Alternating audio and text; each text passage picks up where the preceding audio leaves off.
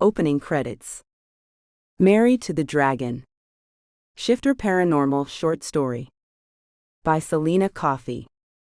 Auto-narrated using Google technology. Chapter 1. Oh, Ellieth. Her sister's voice was hushed. You look like an angel. Look. Her hands guided Ellieth to turn around. I do not look, oh my. Ellieth gasped. She had been sure that her sister was only giving customary compliments to the bride, but her appearance was indeed otherworldly.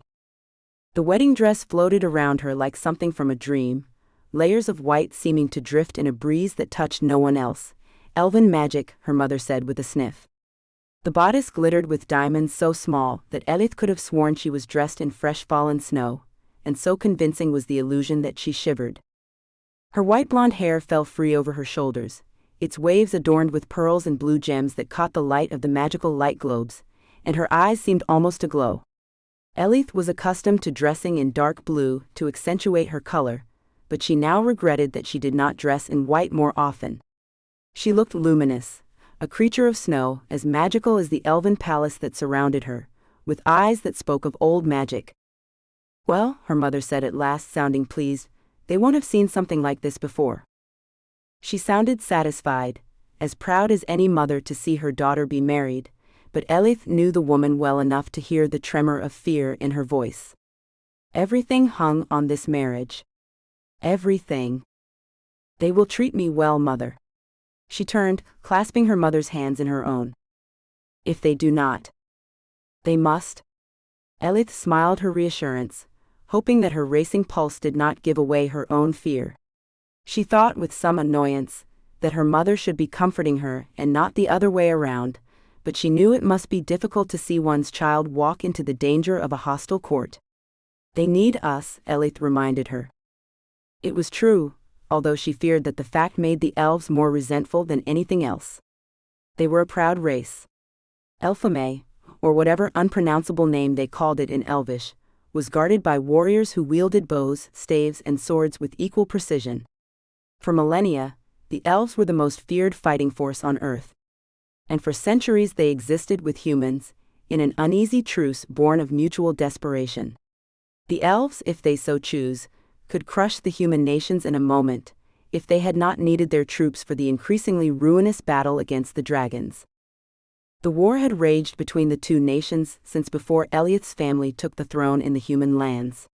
She wondered if the elves were aware that it had been their armies who placed her family in the seat of power, however inadvertently, when King Savin IV of the Elvenkin had slain Darius, the last of the royal line. Ellieth's great-grandfather, an archduke, had been chosen as the successor. And now Ellieth was to marry Savin's namesake, so that the humans could aid the elves in a battle they now, to their shame, needed humans to help them fight.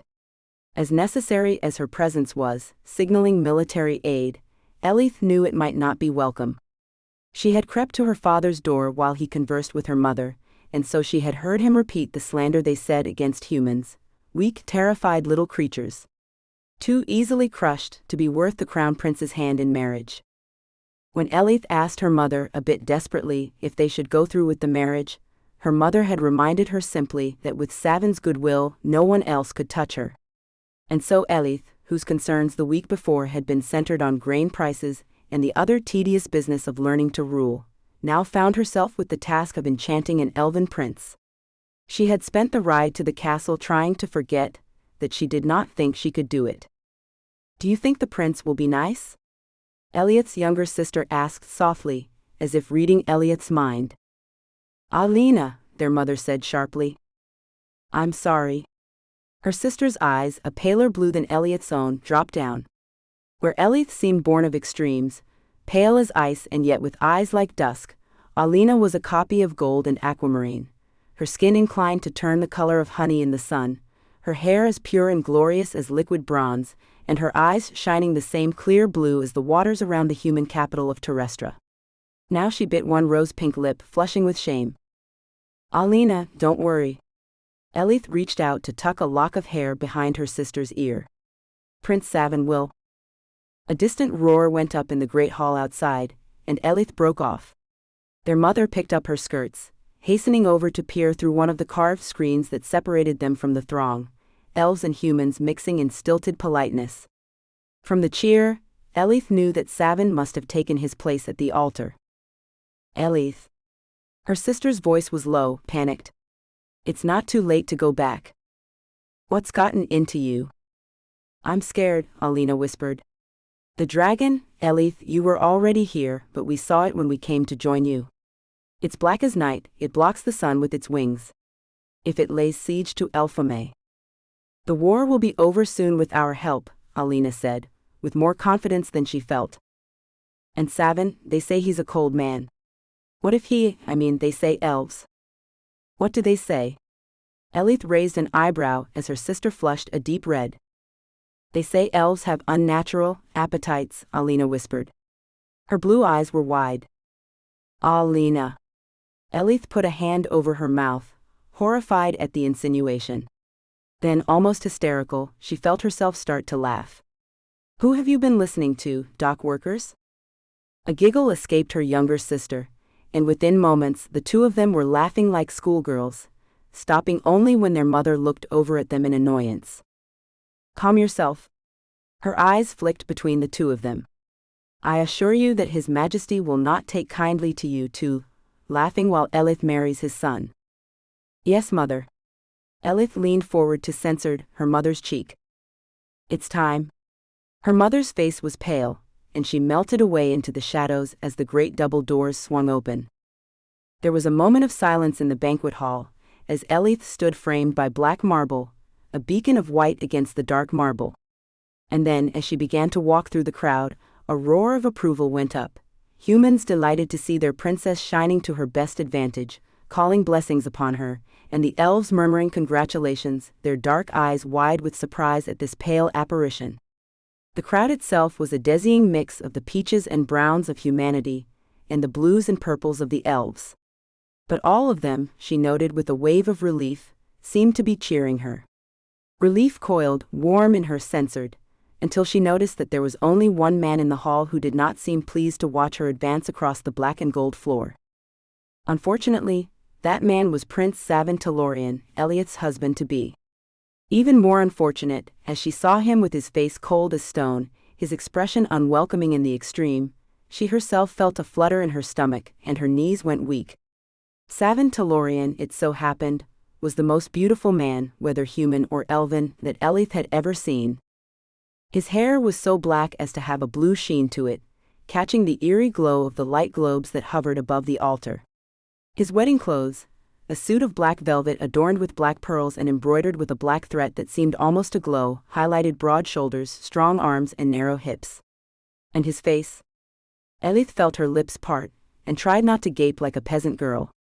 Even the skin, a purple blue that made her eyes go wide, could not distract her from how beautiful this man was.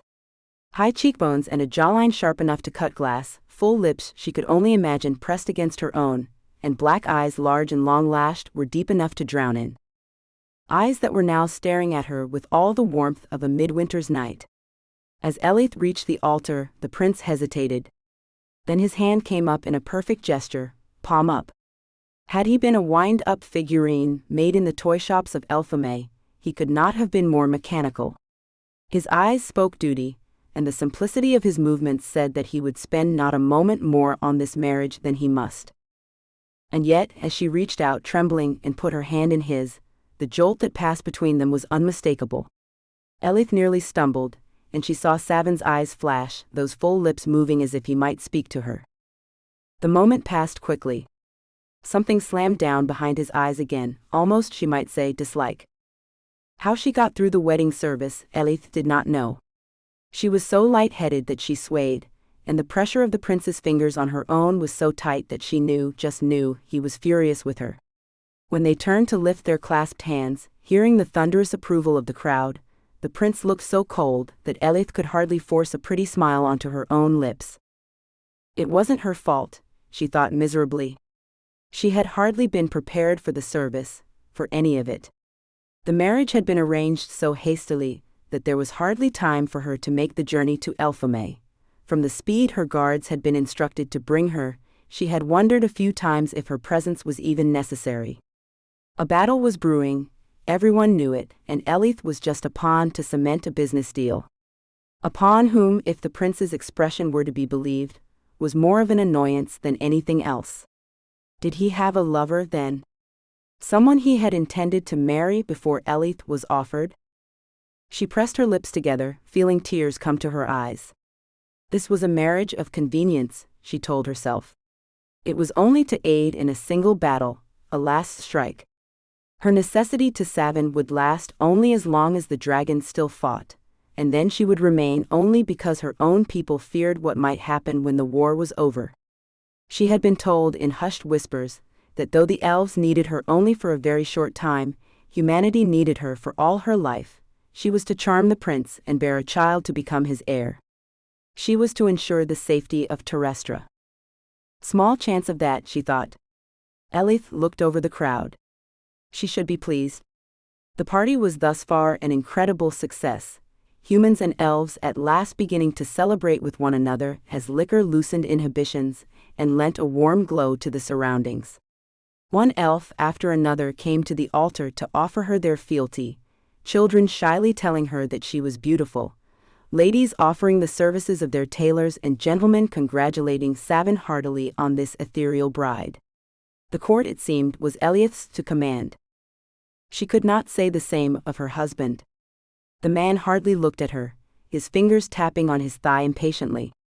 He seemed desperate to be anywhere else, and as the clinking of glasses began, humans whispering to their elven counterparts just what this custom entailed, Ellieth saw Savin's jaw tighten. She lifted her chin, suddenly furious. She was not to be made a fool of. Shining her most radiant smile on the throngs below, Ellieth raised her hand in a royal wave, and then turned to sweep a deep curtsy at her new husband. Her smile never wavered, but her eyes as she came up carried a challenge, and did she see the hint of a smile as he noted it? But he only clasped her hand in both of his, pressing his lips to her fingers each in turn and turning her hand over the tender skin of her wrist. The elves, scandalized by public censure, murmured their approval of the prince's restraint, and the humans twittered at the romantic gesture. Ellieth swayed, the softness of his lips a perfect counterpart to the bolt of energy that shot through her. "My lord," she managed as he stood. "My lady." His eyes came up, chillingly cold once more. And then he turned on his heel, and left his own wedding celebration, leaving Ellieth to stand alone before the crowd assembled. Chapter 2. "And he didn't even come back?" Alina demanded. "No," Ellieth responded tonelessly. "He didn't come back." "You're only making your sister feel worse," their mother said sharply. Ellieth sighed and went to the window, staring out at the gorgeous valley that was spread out below them. The elves had tamed it all, from the precise clusters of trees to the perfectly manicured gardens of iris and roses and tulips, all somehow growing together in an explosion of color. It should have been a wonderful day, and Ellieth only wanted to bury her face in her hands and sob. Diplomatic urgency, she wanted to say. If she failed to charm her husband, she was leaving humanity open to another elven war, and she could not allow that to happen. There was so much pressure on her, and there had been no time to acclimate to the changing of her fortunes. Her former betrothed, the Archduke of Farid, had looked almost as shell-shocked as she had last night. Persuaded by Ellieth's mother to withdraw his marriage proposal, he now stood as one of the most eligible bachelors in Terrestra, with the throne no longer within his grasp. And Ellieth faced a marriage not with the young man she had known since their shared childhood, but with a man 3 centuries old, who seemed to hate her.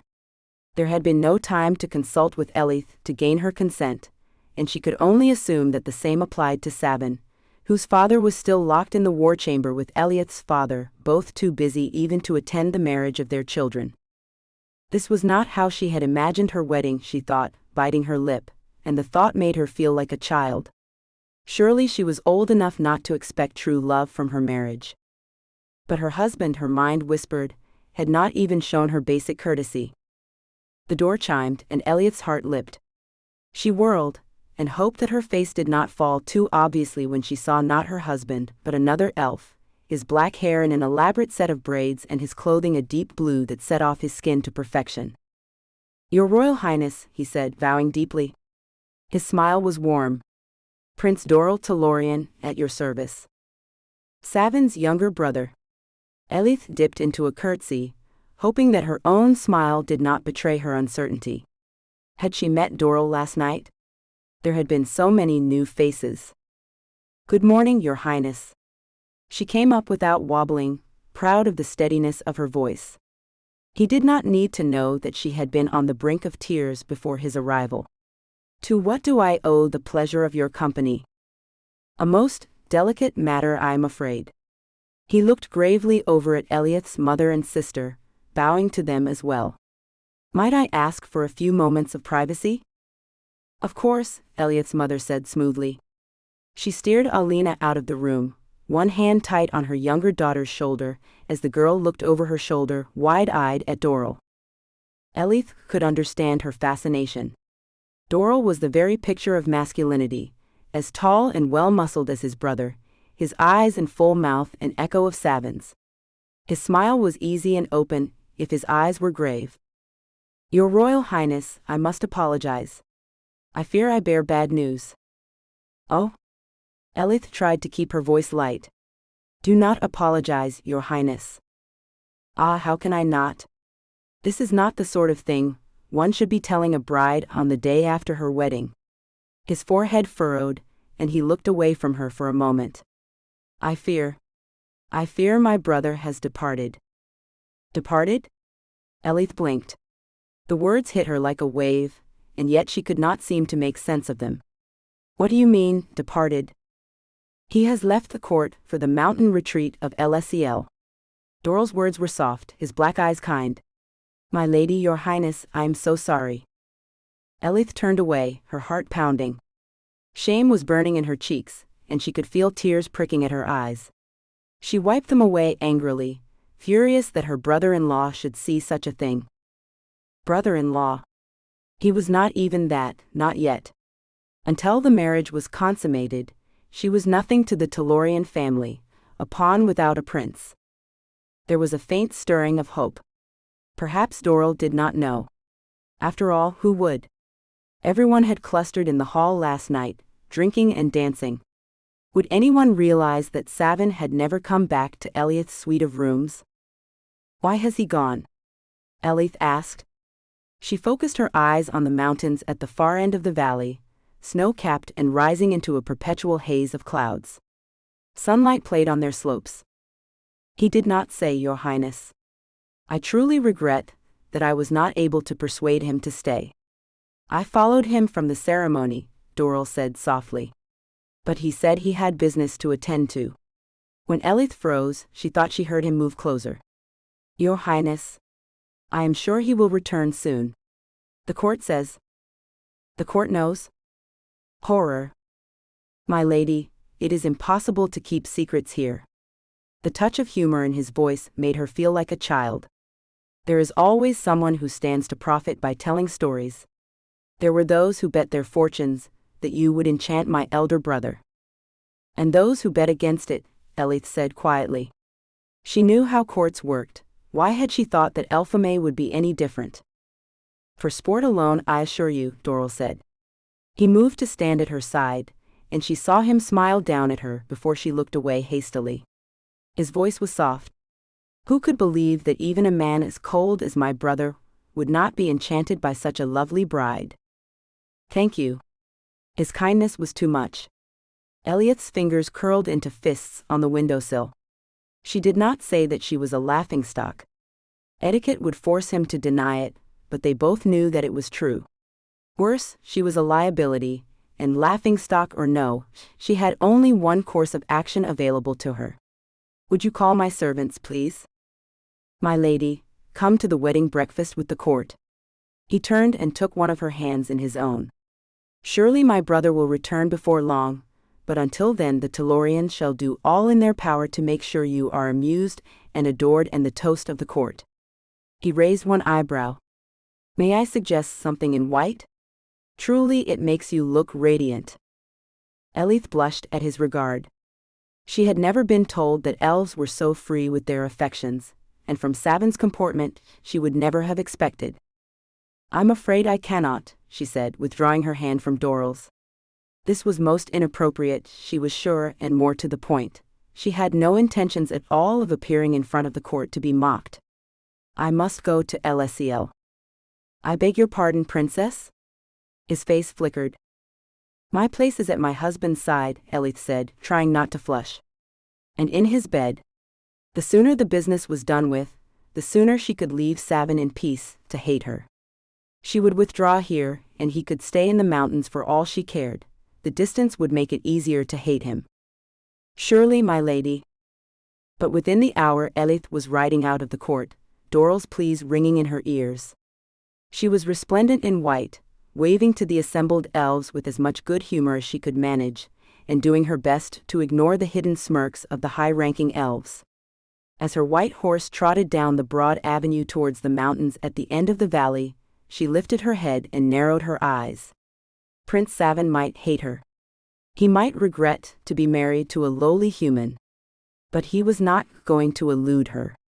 She knew her duty. When she swung down from her horse at last, it was 5 hours later, and she was weary, sore, and ill-tempered in the extreme. Even the elegant wooden temples and steaming hot springs around her could not soothe her temper. Ellieth chafed her cold hands and looked around herself, frowning. Ellieth was indeed lovely, but that was hardly an excuse. The slam of a door reverberated through the courtyard, and she did not need to turn to know that her husband was striding across the stones to meet her. Defiant, Ellieth lifted her face to look at the mountain peaks above, and tried not to tremble as he stopped at her side. She could feel the heat of him, trembling in the air between them. God help her, it made her knees weak. She tried not to swallow. Why, he asked her, his voice clipped, are you here? There is unfinished business in the marriage contract, Ellieth told him plainly. At last she turned her face to his and saw his black eyes wide with shock. Perhaps you have forgotten, your royal highness, but I have not. Fear not. She felt her voice go as wintry as the breath crystallizing in the air. As soon as our business is concluded, I will return to Elfhame and leave you in peace. He looked very far from amused. He looked disheveled, she saw, his hair escaping from its long queue down his back, and his shirt crumpled at the neck. For a moment, they stared at each other, and she could have sworn she saw emotion moving deep in his eyes. Then he went cold. You should not have come, he told her. Chapter 3. Why? Savin's roar echoed across the courtyard. Ellieth tried not to flinch, and not to open her mouth to defend her actions.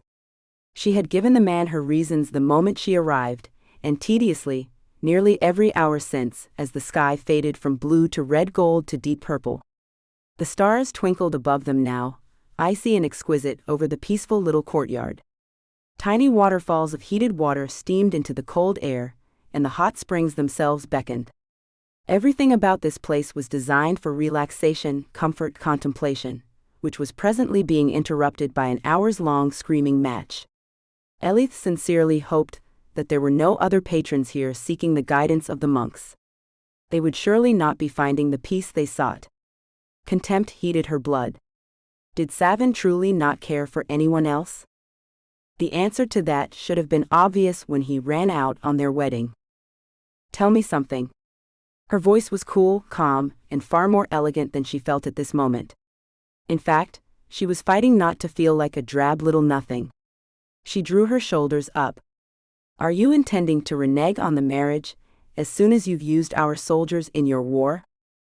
You go too far, madam. His face was as cold as winter. Do I? Because it seems you are unwilling to consummate this marriage. So tell me, your highness, are you unwilling to perform your duty? Ellieth's voice trembled. Are you so disgusted by me that you cannot bring yourself to do what every royal couple has needed to do for millennia?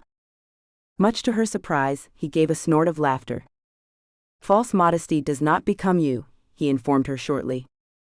I beg your pardon? Can you truly be unaware that half the court censored you? You are a sensation, your highness. I think your coloring is likely to inspire a great deal of very tiresome copycats. He sighed and ran his fingers through his black hair. So your court censored me. That tells me nothing of you. He looked away, jaw clenched. You do not even have to censor me, Ellieth fairly snapped. I promised you that I would leave you in peace when this was done, and I will. God above knows, there are enough royal marriages that produce no heirs. But I will not have anyone say this was not done. And who would know? He asked her sardonically. Given that you left the wedding ceremony itself and came here, I imagine everyone knows. She was yelling back now, her hands balled into fists. Much to her surprise, he stopped dead. I hadn't thought of that. You? Her voice trailed off. You hadn't thought of that? What did you imagine they were thinking then? I needed to consult with the monks, he said, his voice clipped. I hardly thought at all about what the courtiers might be thinking. And you could not have waited one night? No. He looked back at her, eyes flat. I could not. What on earth could be so urgent? I prefer not to discuss it. So it was to be one of those marriages. Ellieth released a slow, shuddering breath and sat on one of the benches, folding her hands in her lap to stop them from shaking. She had failed. She had been given her one chance and she had failed, not from her skill in numbers, not from her diplomacy, but when she failed to strike a man with censored. Was there any way back? She had only until the conclusion of the war to win his heart. She twisted her fingers together and tried to remember to breathe. She must focus. She must find a new way. Are you? His voice was confused. You look frightened. Of course I'm frightened. Ellieth forced the words out from between numb lips. She turned her face away to the snow-covered ground, and when she turned back, she gasped to see him standing by the bench. He moved so quietly that she had not even realized he was still in the garden with her. Why? Because I need your goodwill to save my people, Ellieth said without preamble. What? From whom? Oh, come now, surely there is no need for niceties between us. It was refreshing after so much of his coldness, to put some acidity into her own words. You know your kind could crush us the moment the dragons are defeated. He flinched. What is it? Ellieth asked him, her train of thought derailed by what looked remarkably like fear. She had never seen such a warrior struck down by terror before. It is nothing. Do you truly believe we would harm you? You tried to rule us for centuries, Ellieth told him sharply. Do you think we have forgotten? Have you forgotten? Elfhame does not turn on its allies, he said simply. Have your borders been threatened since the first alliance? No buts. Your kind are safe until you violate the terms of our peace. He was, she sensed, telling the truth. Which meant, I'm here for nothing, Ellieth whispered. She could not tell if this was better or worse, given the circumstances. Perhaps better, if it did not make her feel unwanted on yet another level. You thought. He sat heavily on the bench. You thought that you could only secure peace with a marriage? That is why the marriage was a part of the accord? Of course. Ellieth said, stung. That is how politics works. Only by blood can accords be made certain. You have spent the past centuries believing we would turn on you the moment the dragon wars were done? His voice was rising.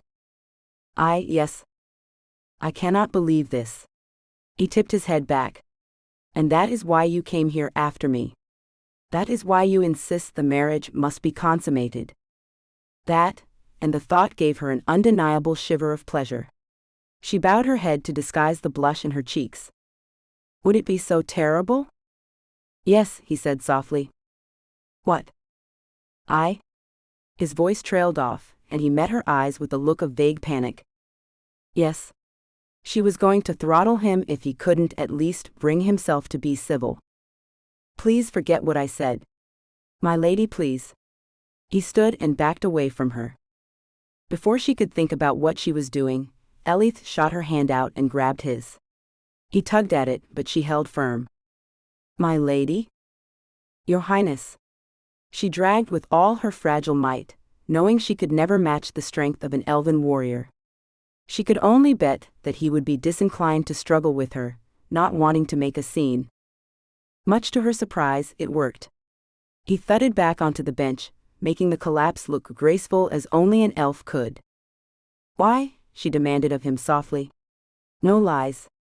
I may never be your beloved. I may never be the bride you wanted, but at least let us be honest with one another." "Honest?" He looked away. "You do not know what you ask." "Clearly not," Ellieth said softly.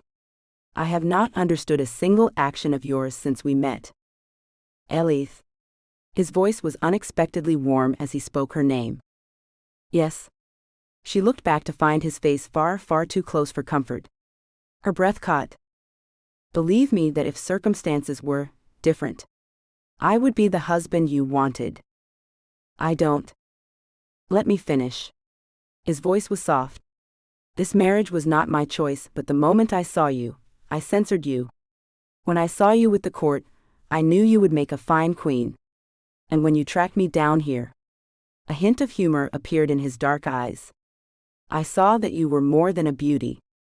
Ellieth, someday I will be the husband you deserve. I swear to you this marriage will be real, if you wish it." "I wish it." Was she a fool to admit as much? Ellieth leaned forward, tentatively. "I cannot." He drew away from her, and swallowed when she took hold of his shirt. "Not yet. Ellieth, you must leave this place. When all is settled, I will return to Elfhame. To you." Her mind was dizzy with contradictions. He looked, for all she could tell, like a man struggling with his own censored. And that gave her an idea. He had seemed alternately polite and brusque, warm with kindness and abrupt, flushed with censored and yet cold to her. It was a mystery. That was what had drawn her, even if she could not admit it to herself at the time. Not shame, not diplomatic necessity, but the puzzle of how he could seem to want her and then turn her away. Ellieth tilted her head to the side and then reached out, biting her lip, trailing her fingers down the side of his neck and inside the collar of his shirt. "What are you doing?" His eyes drifted closed and his breath came short. "Censored me," she whispered. He hesitated for one agonizing moment and her breath came short, and then he pulled her close roughly, his lips coming down on hers while she gasped in surprise. Her palm flattened over his censored, and she could feel his heart racing. Her head tipped back and her lips parted, and Ellieth gave a faint sigh of pleasure. When he shoved her away, she nearly sprawled onto the ground, she was so surprised. "What?" "You have to leave." He pointed behind her, his skin growing pale. "Now. Right now. Go." "What?" "Go." But it was too late. As Ellieth stumbled back, fury beginning to ignite in her blood, she saw his head wrench back, his frame go rigid. Was he growing taller? Surely he could not be, and just as surely he was, stretching toward the sky. In horror she watched talons curve sharp and wicked from his fingertips. Wings sprouted at his back, and his face changed slowly, a snout growing where before there had been the clear, aquiline elven features. The black dragon swung its head to her, roared its fury, and leapt into the sky. With 3 flaps of its wings it was gone, taking flight over the valley, and Ellieth was alone, sobbing her fear into the palm of her hand as she cowered in the snow of the courtyard. Chapter 4. "Drink this." The monk's voice was soft, gentle. Ellieth took a sip and choked, as the liquor burned its way down her throat. It was some sort of mead, she thought, sweet and fiery, and about twice as strong as anything she'd tasted before. "I thought you were monks." The monk laughed. His blue skin was tinged with green, and his hair was as pale as Ellieth's own, a color matched by his white robes. He gestured to her to keep drinking, and his smile was kind. "Elven monks do not renounce all worldly pleasures," he explained. Another monk carried a tray of food into the room, bowing deeply to Ellieth, and then padded out. "For instance," the monk said, shooting a conspiratorial glance at the princess, "we recently convinced the king's cook to join our order. Our motives were mostly altruistic. I suggest the kebabs." "Thank you." Ellieth took the offered tray and sniffed at the food. "Oh, that smells amazing." She paused, hand reaching for a spoon. "What is it?" the monk asked her. "It seems unreal." In her mind's eye she could still see Savin leaping into the air, his blue skin having given way to black scales and his wings blotting out the light of the stars. I can only imagine. The monk raised his eyebrows. All things in life, however, are better after a good meal and a strong drink. If this is the sort of help you give pilgrims, Ellieth observed tartly, I can see why Ellieth is so popular. Our monks are not so hospitable. Indeed. He stood and paced the room as she ate. You have many questions, I expect. Ellieth tried not to speak with her mouth full. Normally, I would have said nothing to you. We are honor-bound to help those who come to us in secrecy. It is why Savin chose us, I am sure. But you have seen the truth now. I can hardly deny it. That is a dragon, Ellieth said flatly. A were-dragon, the monk corrected. Like a werewolf, although far more dangerous. And far less common. His brow furrowed. Indeed, we have never seen anything like it. And not only have we not, our inquiries to the other monasteries have given us no further information. But what is a were-dragon? Ellieth whispered. What does that even mean? It means that he transforms, and that the transformation is not yet a thing he can control. Yet. We can only hope that he will learn to control it someday, the man told her. His face was grave. And be thankful in the meantime that dragons are intelligent creatures. Where a wolf is no more than a killing machine, a dragon may choose its target. As you noticed when Savin did not kill you on sight. And so he hides away here, Ellieth said softly. He was seeking our help before the wedding brought him back to Elfhame, the monk told her. And so he returned. Ellieth looked down at her plate, miserable. When her husband had needed her understanding, she had followed him into the one place he could be safe. Yes. Now we have seen that the curse is at its worst when he is in the grip of emotion, the monk said softly. Anger, fear. His eyes met hers wryly. Or censored. It was the last piece of the puzzle. Everything fell into place, and Ellieth felt her mouth open in a little O of surprise. Savin had begged her to go, not because she disgusted him, but precisely for the opposite reason. I have to find him, Ellieth whispered. Or, no, that's a horrible idea. Is it? I have to apologize. I think he would understand that your intentions were not to hurt him, the monk opined. He will be back soon enough. When do you think? It may be some time. But I think it would be wise for you to remain here. After all, it does no harm to the court to think that you are spending quiet time with your husband. And it would do you some good, I think. His grasp of the court system was surprisingly astute, and Ellieth raised an eyebrow. Her curiosity, however, was not assuaged. Why will it be so long? That I am not at liberty to say. He looked away, toward the distant mountains that rose beyond the borders of the Elven kingdom, dwarfing even the snow-capped peaks on which Ellieth sat. Please know that I wish only what is best for His Highness, Ellieth said tentatively. If we are to spend the rest of our lives together. Her voice trailed away. Please, tell me that he will not be harmed by this curse. No, although he must be careful not to be harmed by his own people. He's the dragon that's been seen in the valley, Ellieth breathed. And the war, previously beginning to wind down, came once again to the forefront of everyone's mind, while the heir to the throne withdrew from peace talks and neglected his duties. The monk's voice was soft. Too soft. What are you suggesting? Ellieth asked him slowly. I am suggesting that this is a condition unlike any we have seen before.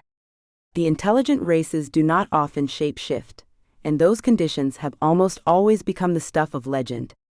If this is natural, then why does it strike only now? Why does it strike between two races at war, and why at the crown prince of one of them? He looked over at her. It is a great deal too convenient for my tastes. Do you think that the dragon can seek to destabilize Elfhame? Ellieth frowned at him. What do the dragonkin have to gain from this? A weakened enemy, and by one warrior? In a war they themselves sued to end? I hadn't thought of that. Ellieth looked down at her lap. She was just taking another bite of food, when the answer hit her. Doral? A quick study, I see. No, it can't be Doral, Ellieth told him. Doral is kind, he's sweet, he's the sort of person who could pull this off, without anyone suspecting what he had done. Which is precisely what he needs if he's to take power. He knows his father is honorable to a fault. He'd never inherit if there were suspicions. So what, he's planning for his brother to be shot down, and he knew what Savin would do if he could reach the dragon court, the monk murmured. After all these years, true negotiations at last. Savin's gone to the dragon court. Ellieth's mouth dropped open. He hasn't he? He's going to ask for peace. Which of course by a recent order, I would bet anything Doral endorsed would be treason to Elfhame. Oh my God. Ellieth stood, running her hands through her hair. I have to warn him.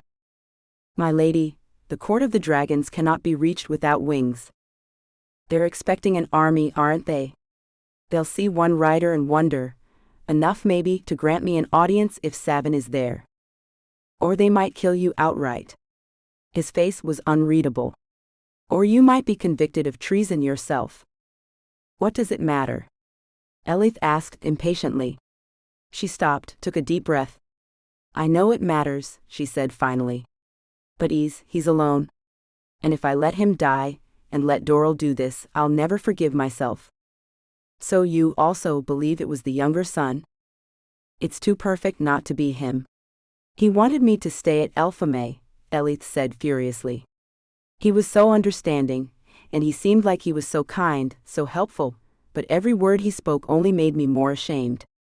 She paused, then added grudgingly, it was very well done. I suppose I should congratulate him. Your Highness, the prince asked that we keep you safe. Away from him.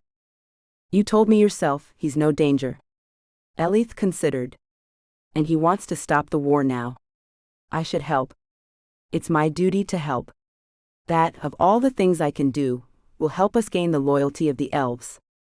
Her cheeks flushed as the elven man looked at her, but eventually he nodded. I see. And so it was that Ellieth set out, the midnight air cloaking her as she rode out of the elven lands on a dark horse, her hair covered and her face bent to hide it from any elven patrols that might guard the borders. The monk's whispered blessing rang in her ears, chilling her. Your Highness, it would be remiss of me to pretend that I believe this can succeed. But may any and all deities watch over you, and may luck guide your footsteps. Chapter 5. Roars echoed in Ellieth's ears, and she staggered, pressing her hands against the sides of her head. She was terrified, wind-burned and dizzy, awed from her trip up the mountainside. A human? The dragon on guard had asked her. It sounded amused. I'm here with the black dragon, Ellieth had said, her fingers balled into fists. There was no going back. Her horse had bucked her and bolted as soon as the dragon uncoiled itself from the rocks at the base of the mountain. Oh? The one who smells of elves? It leaned close. You smell of elves too. So the rumors are true. The elves and the humans join forces against us. They need not, Ellieth said, as bravely as she could. The war could be ended by peaceful means. The black dragon said the same. And before she could say another word, it snatched her up in its talons and began to climb, wind whistling past and the air growing ever colder. Ellieth? A black dragon. Savin. Its head swung around to her, and its voice was low and gravelly. I came to warn you, Ellieth told him. Your brother, the monks think he has done this to you. I thought as much. Savin bared his teeth in what passed for a dragon smile. Doral is not quite as clever as he thinks he is. You knew? Savin, why are you here? Because he wishes for peace. The words came from a dragon so pale and still, Ellieth had mistaken her for a statue. Gold glimmered at the edges of her scales, and her eyes were the same opaque black as Savin's. Her mind reached out, a brush against Ellieth's own. As do you, I think, but the thoughts of humans are strange to me. I do wish for peace. Ellieth tried to will her muscles to move forward, but could not bring herself to do so. Claws, her mind insisted. Fangs. It is quite safe, young one. I will not harm you. Ellieth found the courage to place one foot in front of the other, walking quietly with the eyes of the court upon her until she could stand at Savin's side. Her hand reached out tentatively, and she laid it upon his flank. The muscles shivered beneath her touch, and a wing encircled her protectively. "This is the human you have married?" The queen's voice was amused. "She is brave. A fine mate." "Yes." It occurred to Ellieth that they were speaking in the human. Censored. For her sake alone. "Have you come to an accord?" "There is much to decide yet," Savin told her. "And my father must agree. Perhaps yours as well. But I will put the case to him, and be executed for treason," a new voice said. It was a low drawl, familiar, and Ellieth felt her hands clench as she turned. "Hello, Dorrel." He joked backwards at the sight of her, and his men, 10 elves dressed in the deep blue uniform of the most elite soldiers, raised their weapons. A magical portal swirled behind them, a way up the mountain Ellieth could only envy. Ellieth? He was attired in armor now, and Ellieth thought it suited him well, better than the clothing of velvet and doeskin he had worn in the court. How had she not seen his duplicity at once? He tried to smile. "Has my brother kidnapped you?" "Have no fear, your highness. Come here and you shall be safe." Savin growled, low in his throat. "You seem strangely unsurprised to find him in this state," Ellieth observed. She did not move from Savin's side. "Perhaps you were only waiting for the black dragon to arrive, and then pretend to find evidence of treason?" "There is nothing to pretend," Dorrel said. He was smiling, a truly cold smile, and his crossbow was still trained on Savin. "Bargaining with the enemy, most particularly without our father present, is a grievous offense." "An offense you lured him to commit," Ellieth said heatedly. Anger was beginning to speed her heart. She could feel herself flush, all the more so when Dorrel smiled. "You truly are exquisite, my dear. Come here to me. We need speak nothing more of these wild accusations. I will forgive them. And when Savin is cut down in his treachery, I will speak to my father on your behalf. You shall have an elven husband, Ellieth, do not fear." His gaze traveled over her face, her body, as if he would possess her, as if he would take her there on the floor of the dragon's court, in full view of all of them. "Do not look at me so." Ellieth stepped back, shocked, and Savin's growl resonated in her bones. "You want everything that is mine," he hissed at his brother. His tail lashed and his claws ground into the rock of the floor, creating new gouges over the thousands that already scored the surface. "You have always wanted whatever was mine. You were never content to be second." "Would you be?" Dorrel snapped back. "Always the second best horse, the second best suit, the second best bride. Never the throne. And now I will have it all. You know, brother, it did not have to be this way. You did not have to come here. If it had not been this, it would have been something else. Do you truly believe you would have stopped here?" Savin urged Ellieth to one side and began to pace, circling so that Dorrel was forced to turn, putting his back to the Dragon Queen. "And this I can be proud of. What, did you hope to prove yourself to our father in war? How many must die for your ambition, brother?" "Just you, I think." Dorrel's face twisted, and there was the click of an arrow being locked into place. "Dorrel, please." Ellieth heard her own voice ring out. "Do you really think you can get away with this? Take your brother's place, be his heir, take everything that belonged to him?" She squared her shoulders. "Did you think I would never have discovered what you did?" "Yes," Dorrel spit. "You would never have known anything. If you just stayed in Elfhame where you belonged, we could have been married when I returned.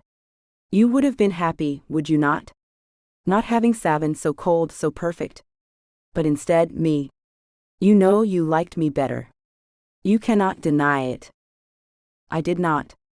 I was glad of your kindness when I thought Savin despised me, nothing more." "You're just like him." Dorrel raised one eyebrow. "You don't know when to shut up either. This is between us." Savin's tail lashed. "Is it? I don't think so. Her Highness must make a choice, to come home with me while I lie to our father on her behalf and tell him that she was abducted, that she is blameless, or to stay at your side and die here, a terrible choice really, my dear. You will have destroyed the alliance that kept your people safe. This is aiding and abetting my father's enemies. Fear gripped her. If Doral won, if Savin was killed. She could see it now, the elven mages wielding bolts of arcane energy, laying siege to human towns, turning the citizens into mindless slaves. She had heard the stories. And Doral would do it too, he would do it to spite her. Suddenly, she felt a rush of courage. He would not kill her, for then, whom would he lord over in his victory? He wanted a beaten-down slave, a woman broken by his will. So desperate was he to have anything that Savin had touched, that he would keep Ellieth alive, under threat of death if need be. And that gave her an idea. Her fingers, hidden by the black wings, patted gently against Savin's side. Please trust me, she pleaded silently. He must trust her. I'll come back with you. She walked around Savin's side, holding her hands out in surrender. You will? His eyebrows raised. Careful. Don't make it too easy. I can't. Ellieth tried to feign tears, blinking and looking down. I can't let you hurt my family. Please, Doral. Behind her, the growl started again, low and vicious. Please trust me, Savin. Why should I believe you? Doral asked her. Ellieth walked closer, hardly breathing in her terror. The crossbow was still trained at her heart. One false move. You know I would do anything for my sister, she whispered in a flash of inspiration. Give him a bargaining chip. Let him think he can control you. And she saw the censored in his eyes, cruelty flaring at the thought of another beauty in his power. He knew, as Ellieth did, that Alina would say the same thing. I would do anything for my sister. Anything? He asked thickly, and she could feel his gaze on her throat, her shoulders, and her hair in its mesh caul. Anything, she whispered passionately. It was enough. As his eyes darkened with censored, Elliot's hand came up, weighted with a rock from the floor. Her hand met his temple with jarring force, and he fell to the floor with a thud. Ellieth snatched up his crossbow, pointing it at the warriors he had brought, and felt her stomach drop with terror. There were 10 of them, and she had just killed their leader. The Dragon Queen's roar deafened them all. The soldiers staggered, running for the magical portal, and Ellieth scrambled for the shelter of Savin's wings. When the echoes died away, there was only a throaty laugh. Ah, how they run! The Queen's voice was low, amused. And how fiercely you humans fight. You may be small, human, but I would not test my soldiers against yours. Princeling, tell your king that I will come myself to bargain with him if he will treat with me in good faith. If he wishes it, he need only shine a beacon from the towers of Elfhame, and I will come. Your Majesty. Savin nodded. And you, I think, should return with one of my guards. Now that your brother is dead, the curse on you is beginning to lift. The Queen eyed Savin impassively. And I think it would not do for the king's second son to die in my court, and his first to fall from the mountaintop. She laughed again, and Ellieth could only assume that this was what passed for a joke amongst dragonkin. I shall see you soon, elf. And you, human. Chapter 6. Ellieth? Over here. Ellieth lifted her head from the rocks, and gave a little sigh of contentment. The water of the hot springs had eased the censored in her muscles, and she had spent the past half-hour watching steam curl into the frosty air of Ellieth. A splash told her that Savin had joined her in the pool, and a moment later she made out his form. He waded over to her, the opaque water setting off his blue skin perfectly, and gave a groan as he settled down beside her. Relaxing? Yes. This place is almost perfect, you know. I've never been somewhere so peaceful. And the food? Yes. Since they stole our cook, if I want a decent meal, I must come here. I'll make them sorry for that. But she heard a laugh in his voice. And how are you? She asked him, opening her eyes to watch as the tension in his shoulders eased, and the water lapped at his skin. The messages are sent, he said, his head tipped back and his eyes closed. She could see grief in the set of his face. And Doral's body, he added quietly. Savin. No. He opened his eyes. Do not apologize. He wanted to kill me. He wanted to make you a slave. There is no reason to be sad for what you did. And yet you are sad, Ellieth whispered. He was my brother. Savin looked away. I saw what he was becoming and I closed my eyes to it. Do you know how many chances I had to confront him? I knew it was him from the start, cursing me. He was always gifted at magic, and he could never resist showing his work. He made sure I knew who it was. Why did you not tell your father what was going on? I am not a child. He sounded affronted. I can fight my own battles. Ellieth settled back, frowning, and heard a heavy sigh. That wasn't it, he admitted. I lied to myself. I told myself it would never get this far. He turned his head to look out over the mountain peaks. The day was clear, sunlight sparkling on the sharp lines of snow and ice against the crisp blue sky. Unexpectedly, as Ellieth watched, he gave a chuckle, and his head turned back to her. What would I have done if you weren't there, Ellieth? Taken care of yourself, Ellieth said promptly. She smiled over at him, until his lips curved in a response. You think so? You could breathe fire at the time, she pointed out. So yes, I think so. A good point. Silence fell between them, and Ellieth trailed her fingers through the water. It was very brave what you did, she said at last. Oh? Yes. You knew it was a trap, and you knew what he would threaten to tell your father, but you went anyway because you believed peace was so important. She raised one eyebrow. And maybe just a little bit to prove you could beat your brother. Am I that obvious? He had closed his eyes again and did not open them now.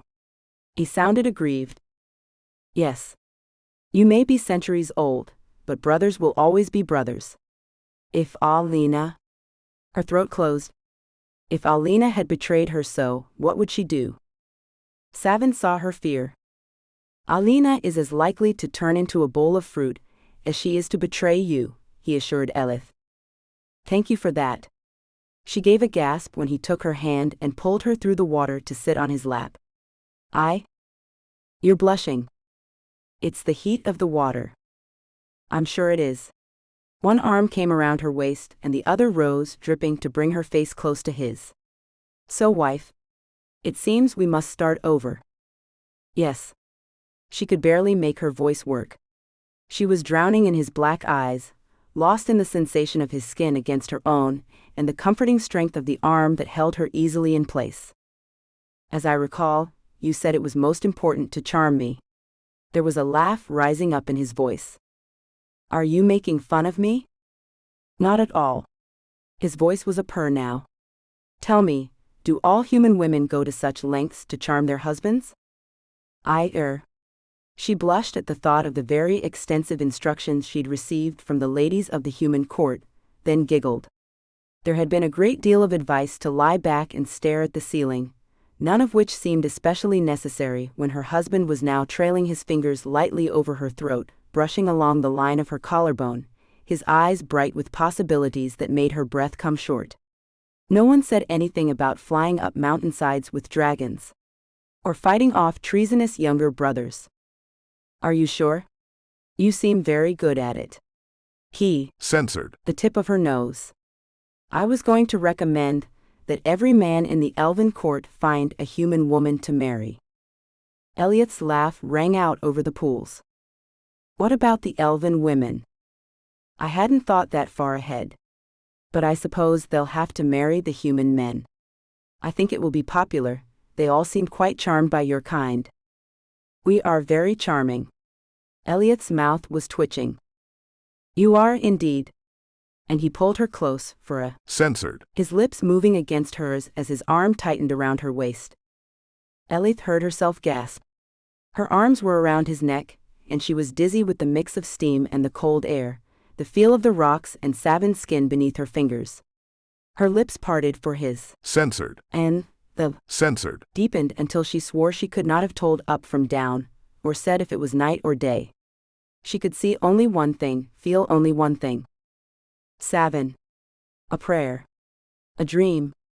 None of this seemed real. Ellieth. His fingers trailed down her arm and dipped below the water to cup her hip and slide along her legs. Should we?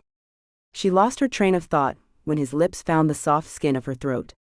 She arched against him as his arm tightened and his other hand crept up to her. Censored.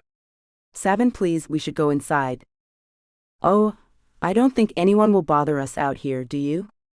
His breath brushed against her skin. He was tracing his Censored. along her collarbone, and he groaned when she tangled her fingers in his black hair. After all, the court knows we came here for our honeymoon. Her laughter rang out into the clear air, and she brought his face up to hers for a Censored. yes, of course. A very good point, husband. I thought so, he said smugly. His fingers traced down, around a Censored. and then he lifted her so she could straddle him, pressing the length of their bodies together. My God, Ellieth. I have wanted this since the first moment I saw you. I have also, Ellieth broke off with a cry. She could feel his fingers drifting lower between her legs. When they slipped inside, she forgot how to breathe. Savin, what are you? This scene has been censored to provide a safe and enjoyable reading experience for everyone. Thank you for reading my book. If you like this story, I think you'll enjoy my book Destiny of the Dragon Prince. A big favor to ask. I would really love it if you could take a few seconds to leave me a review. Thank you so much in advance. About the author. Selina Coffey is a romance writer who lives happily in London with her husband and son. She is a hopeless romantic who grew up always believing in love, and she is not ashamed to admit this. It is this belief that makes her so passionate about writing crazy love stories. A stereotypical girly girl, she loves shopping. So whenever she gets a chance and the spare cash, you will probably find her browsing online for the next pair of shoes to add to her collection. You can find her online at www.selinacoffee.com. Contact her at hello@selinacoffee.com. Closing credits. This has been Married to the Dragon. Written by Selina Coffey. Auto-narrated using Google technology. Copyright 2024 by Lovie Books Limited. Production copyright 2024 by Lovie Books Limited.